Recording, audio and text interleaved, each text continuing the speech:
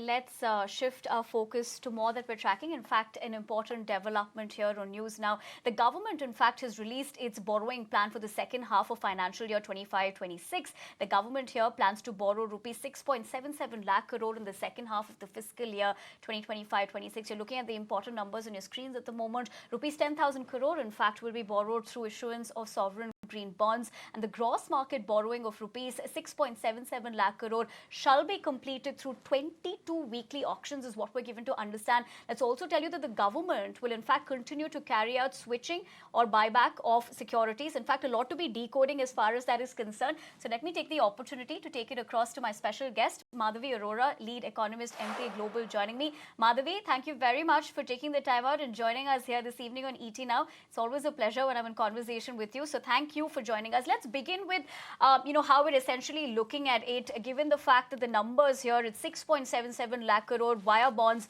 This is in the second half of the financial year 25-26. While you, of course, give us those insights as to how you're reading into this, if we were to able to compare this with the borrowing in the first half as well, and in terms of the factors, all in all, how are we decoding this? So I think the first and foremost thing the market was watching out for was basically, how the borrowing calendar tenor-wise would turn out to be. There was no surprise in terms of the, gross and net borrowing for the second half, because the government of India anyway has indicated that they are not going to be changing their annual borrowing calendar for dated security. So there was no surprise in terms of the overall issuance, which is 6.8 lakh crore. But what market was watching out for was the share of tenors. So basically, what had happened in the last couple of years is that the long only players started, their AUM was increasing much more than the captive players, and thus a large chunk of the market borrowing was basically happening in 30-year plus papers. In fact, it had gone to as high as 38% by end of last year. This year, first half, it had come down to 35%, which is 30-year and above papers.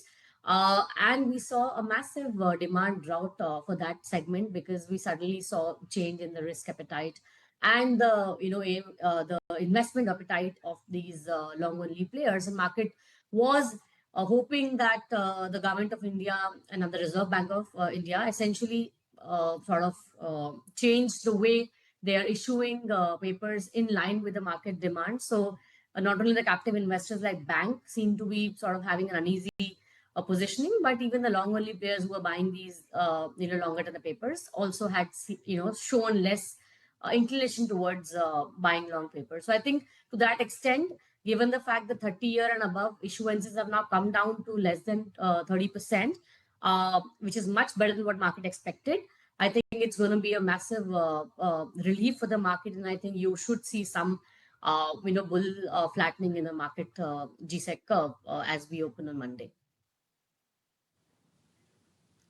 All right, Madhavi. So fair to say that positive sentiment is what is anticipated here. But I just want to touch upon what the DA secretary has also said here.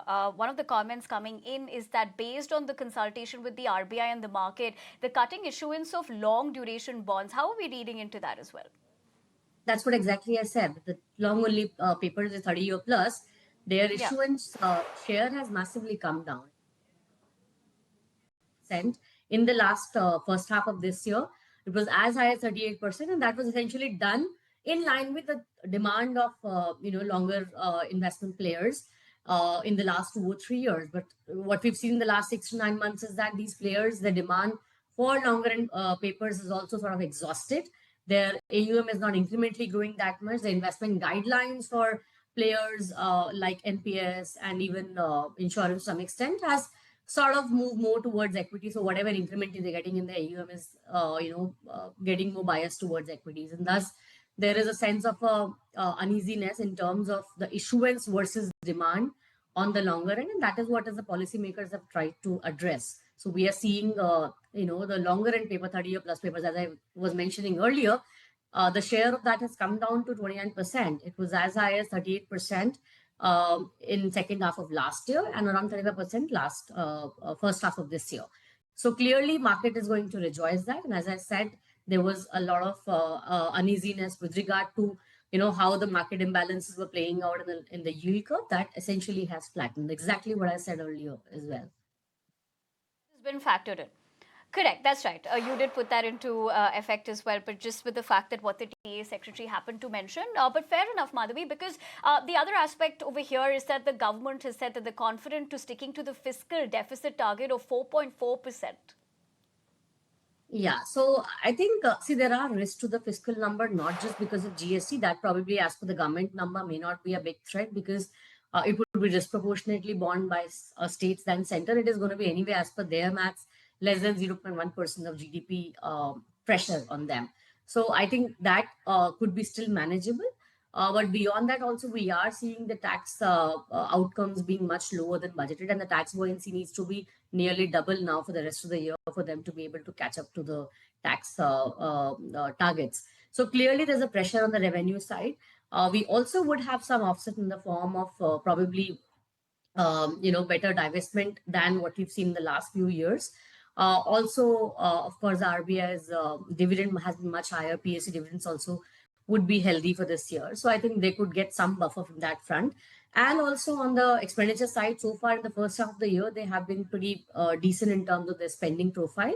But I have a sense that they can cut down on certain miscellaneous capex if they want to match on to the 4.4% fiscal target, which probably could give them further buffer. So 4.4 is, still a bit of a marginal risk for me in terms of the fiscal target. But in the past, although they have managed to sort of stick to their numbers, and they're very committed in terms of ensuring that they do reach their targeted number. So it's still going to be a very close call, but I think they might just end up sticking to 4.4. At least as of now, the borrowing numbers are not suggesting that they are slipping. Okay, but we're given to understand that the DA secretary has said that they're confident of meeting that target. Of course, time's going to tell us, Madhavi, how this is going to pan out. But I also want to get your attention to the 10,000 crore allocation for the sovereign green bonds.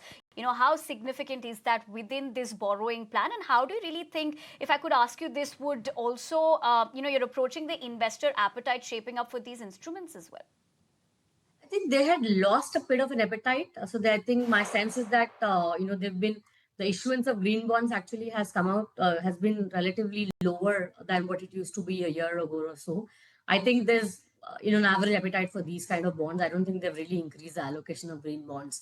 I've not seen this for second half numbers, but I think if I recall in the past 2 years, the issuance of green bonds have been steady, but not necessarily very enthused in terms of the government has not been enthused in terms of increasing the allocation of these papers. Right, Madhavi. Fair enough. And on that note, want to thank you, in fact, for taking the time out and joining us here for this quick chat about how we're reading into it. But finally, like I said, only time's going to tell. But you have said heads up that we'll be looking at something positive on Monday when the markets open. So we'll keep our eye out for the same. But thank you for taking the time out. And on that note, that's all that we have for you in this edition of News Now. But stay tuned to ET Now, news and updates to continue this evening.